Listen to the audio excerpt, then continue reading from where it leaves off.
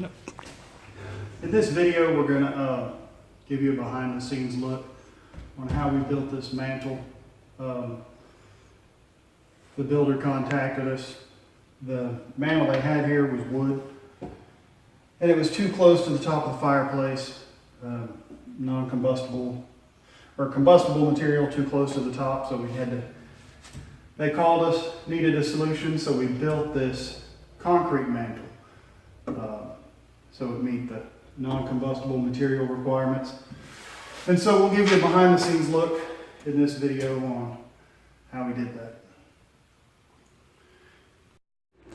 All right, I don't have a lot of time here, just a few minutes to explain what we're doing here in this video. Here you see the original mantle made out of wood, and we're going to replace it with a concrete one. The building inspector failed the final inspection on this house because the wood mantle was too close, and they would have passed it 100 times, but for some reason here lately they've decided to start enforcing that code.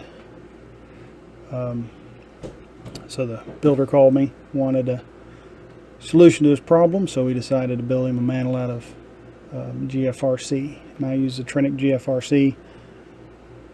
Here we used the pre-mix. I don't always use it, but we're in a little bit of a time crunch, so every minute saved helped us out. And you can see I'm starting to make the box here. We cut the we had two layers. We had an outer box made from 3/4 inch melamine and an inner box that gave us the wood grain made out of Georgia Pacific smart panel, smart soffit. It's all the same stuff. And so, you know, here I am ripping all the pieces down to size, getting ready to make the box. I think I start cutting. Yeah, there's a smart panel, and everything went together pretty good here. My cuts to length are made with a radial arm saw off to the side. Didn't really get it in focus. We were trying to get this project done as quick as possible. So I think start to finish, I probably had 4 days into the whole thing. 2 of them was letting the concrete dry. You kind of got a glimpse of it where the old mantle was. There was, you know, it was 3/4 inch thick, and so I needed to fit in those grooves, so I made this a 1/2 inch thick. And because it was a little extra thin, I let it dry, let it cure for an extra day. Normally I'd rip them after about a day, but here I am just cutting out the pieces for the outer box. You'll see in a second my one big mistake on the whole project. I cut the bottom piece 3/4 of an inch too short, so when it all goes together you'll see that it's a little short. But the piece with the notch is actually what makes the bottom of the mantle, because I had to notch around the opening that they have, and so the bottom went in all the way to the stone. The top was much shorter, and there you can see my bottom being a little too short. That's my one big mistake on this part of the project. So outer liners made.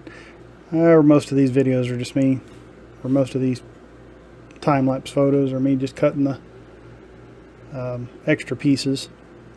And then so what we did is we got an outer box of 3/4 inch melamine, inner box of 3/8 inch smart soffit, and then we put styrofoam in the middle to make the thing hollow. Just 2-inch styrofoam sheets we get it all from Home Depot, which is about a mile down the road from my shop. So added the extra pieces on the side to hold the side straight. You know, we're going back and trying to fit it into an existing hole.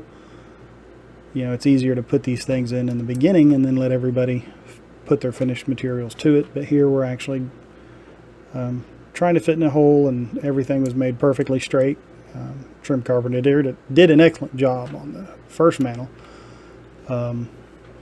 So once I got all the pieces in, I go back with clay caulk that I extrude and fill all the corners with that, and then I take the Johnson's paste wax you got a glimpse of in those last few clips, and wax the form real good. So You'll see later on it releases really easy using that method. The extra pieces are just support. And there's the foam core that I add. You can see some V-notch outs that I did.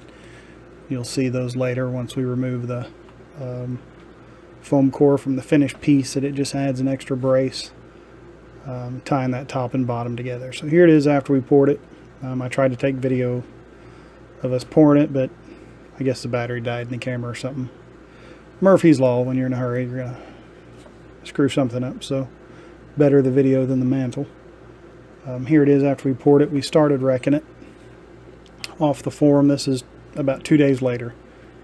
And, you know, we built the form, did everything, and poured the concrete. That was all in the same day. It took about 8 hours to do all that, maybe 10, if I remember. But, so we come back a couple days later, start wrecking the thing. I'll flip it up here in just a second, pull this side off. You'll see how easy it comes off. The styrofoam's still on the inside of it. I haven't found an easy way to remove that yet. If anybody's got any suggestions, they're welcome to comment and come up with some ideas. We've wrapped them in plastic, put them in pieces, waxed them with Johnson's paste wax. You know, just not really a good solution. I mean, it's building that foam core is very quick, so it's worth the extra time it takes to pull it out. Now here it is. You can see a few bug holes in the finished product. Wasn't nothing too bad. We took the Trinic face coat mix, added a little color to it, and we just rub it on with our hands, fill in all the bug holes. Takes about 15 minutes. It's real quick. This video may have been after we did. They may be a little out of order. I think that's after it dried, because yeah, we're cleaning it there. Clean the shop. This is jumping back in time. After we put the face coat on, you can see the darker still wet, the lighter's starting to dry. And like I said, it takes about 15 minutes. It's real quick. You can spray the face coat on actually before you put the concrete in, but this honestly is quicker with less cleanup. I don't have to clean up any tools or anything. Mix it in that little cheap Home Depot bucket. Here you can see flip back up with the styrofoam removed, the bulk of it. We still got a little bit of cleanup left there, but you could see the braces going across where we notched out the styrofoam just to tie the top and bottom together. Here we, about 15 minutes later, 30 minutes later, after the skim coat, we start adding color. Started off with a dark walnut, and we just added water as our base. And so we put just a coat of dark walnut. It's like 97 degrees in the shop, so it's drying really quick. And just going over it with a coat of black, just to darken it up quite a bit. You saw the original mantle. It was a brown, but it was a very dark brown, so we have to match it the best we can. There's no other dark wood trim we have to go up against, so it kind of stands alone, so we don't have to be a perfect match, but you know, in the same color family. Now here you see me wiping the color down. I assure you I'm using very light pressure because it's all water based. Even though the base coat's dry, though, you know, it's not really fully cured, and so the black will reactivate it and you can wipe it off. So the pressure, you know, I'm moving the black around, but I'm not wiping it hardly at all. So here I'm going back with some dark walnut, just add a little more brown to it, just kind of mixing it in. You know, it's all to taste. No exact way to do it. Spray it on, rub it down, keep adding layers until you're satisfied with it. Now the color it is wet before it dries out will be about the color it is before or after you put the sealer on, which I just use the Trinic Stamp Shield glossy sealer, and you'll see it in just a second that, I mean, it looks exactly like that does wet. Now I did wait. You have to wait till it dries before you apply the sealer. I think I waited like 30 minutes. I just left it in the 90-degree shop, and it would return back to that flat color, and then once we seal it, it looks pretty much like it does right there. This is, I think this is after it's sealed. Pretty sure, yeah. This is after it's sealed. I can see a couple spots that I had to get off of there. So, you know, you can see once you put the sealer on it, returns it back to a high gloss finish. You can also... Alright, I know the video wasn't that detailed. We're in a little bit of a time crunch. They're ready to close on this house, so we didn't have a lot of time to take a real good video. We did the best we could in the time we had, so hopefully that was good enough. You can kind of get an idea of what it is that we do, and a little bit on how we do it. A couple things, we'll take a few close-up shots.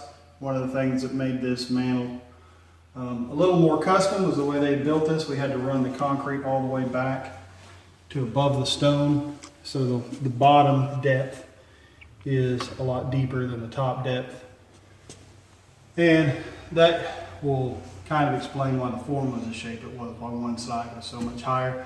We had to notch around all this, and we had to make it a little thinner than normal, about a ½ inch thick,